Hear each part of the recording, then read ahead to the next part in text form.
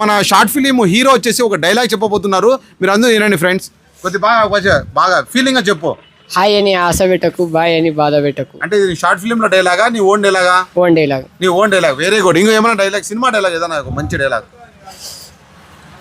చూడప్ప సిద్ధప్ప, సింహం అంటే గడ్డం గీసుకోలేదు, నేను గడ్డం గీసుకోలేదు, మిగతా అంతా సేమ్ టు సేమ్.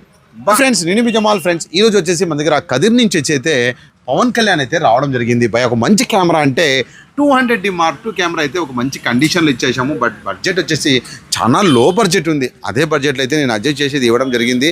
భయ్యా, నువ్వు ఎక్కడి నుంచి వచ్చావు, ఏంది విషయం అనేది వైసల్ డైరెక్టర్ సార్ని అడుగుదాం. చెప్పండి సార్.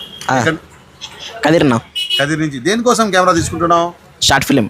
మీ షార్ట్ ఫిలిం హీరో ఎవరు? ఇతనే. చూస్తున్నారు కదా, వీళ్ళు తీసే షార్ట్ ఫిలిం డైరెక్టర్ ఇతను. మీ పేరెంట్ సార్? గురుసాగర్ డైరెక్టరు.